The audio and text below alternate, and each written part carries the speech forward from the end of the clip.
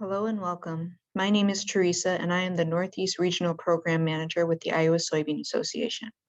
In the 2020 growing season, we conducted some foliar nutrient trials, and today I'm going to go over the results.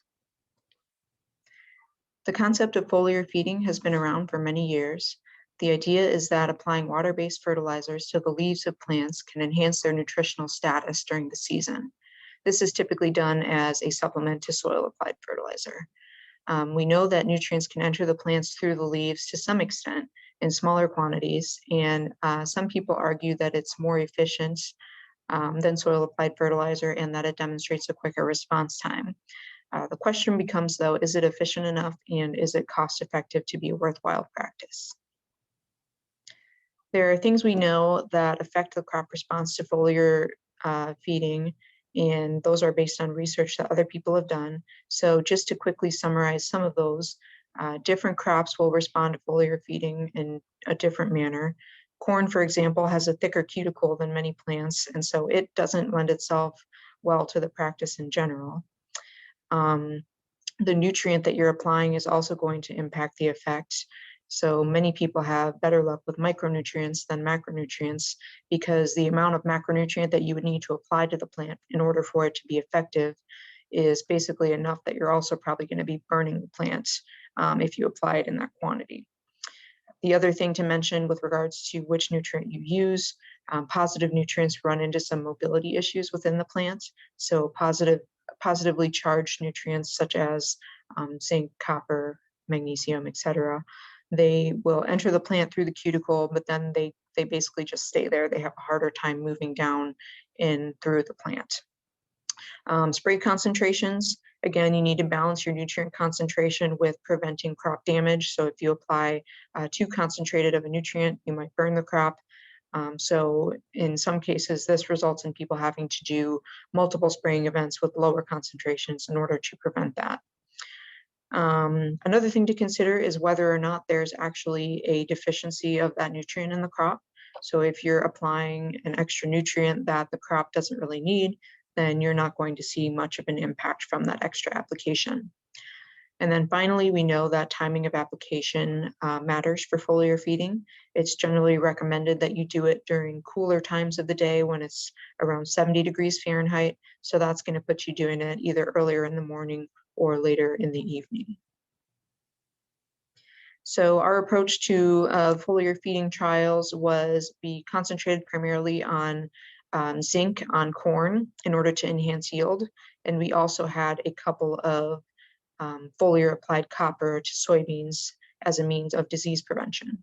So for the zinc on corn, the idea was that zinc can be a limiting nutrient. So we wanted to try some foliar applications mid-season to see if that improved crop health and increased yield.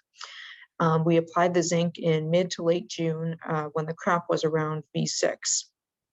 For the copper on soybeans, the copper has been shown to have some disease-fighting properties when applied to soybeans, especially if you combine it with a fungicide. So our copper on soybeans trials were applied around mid-July. Here are the results for the zinc on the corn. The bars represent the yield advantage for the foliar zinc compared to the untreated control strips. So these negative ones over here, the untreated controls had higher yields. And the only trial that was scientifically significant in the yield differences was this trial on the far left, where there was a strong negative response to the zinc. And there aren't any obvious reasons that we know of as to why that negative response happened. So I don't have a good explanation for what happened here. But in general, not a strong advantage for the zinc at all. And then looking at the results for the copper, we really only had 2 trials for this year, so it's not really enough to make a strong conclusion about one way or the other. The untreated control is the gray bars, and for one of our trials, we had copper compared to a combination of copper and Miravis fungicide compared to just the fungicide. And then in the other trial, we had a combination of copper and fungicide compared to the untreated control. So again, not enough information to make a conclusion about, but it does look like there might be some promise for copper as a means of protecting soybean yields when it comes to disease. So in conclusion, on average, over all of our foliar trials that we've done this year and in years past, the difference in yield for foliar treatments and control treatments is 1.4 bushels in favor of the control. So while foliar fertilizer can make an impact in some situations, they are probably not ideal for most row crops, especially for corn.